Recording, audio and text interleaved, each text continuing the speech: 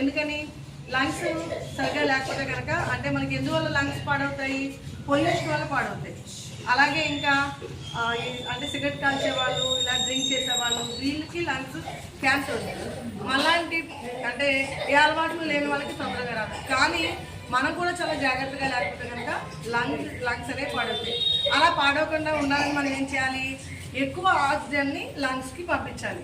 ఎక్కువ ఆక్సిజన్ ఎలా పంపించగలుగుతాం మనం, కేవలం ప్రాణాయామ చేయడం మూలంగానే లంగ్స్ని హెల్తీగా ఉంచుకోగలుగుతాం.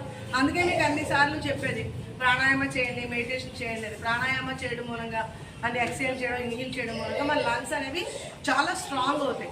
అలాగే ఎక్కువసేపు ఆక్సిజన్ని బంధించి ఉంచడం మూలంగా అంటే నెమ్మదిగా ఎక్కువ గాలిని లోపల పీల్చుకోవడం మూలంగా లంగ్స్ చాలా చాలా హెల్తీగా ఉంటాయి. లంగ్స్ ఎప్పుడైతే హెల్తీగా ఉంటాయో మనకి మన లైఫ్ లాంగ్విటీ పెరుగుతుంది. మనం ఎక్కువ కాలం బతుకుతాం. అంటే ఎక్కువ కాలం బతికేయాలని కాదు, మనం బ్రతికినంత కాలం చక్కగా ఆరోగ్యంగా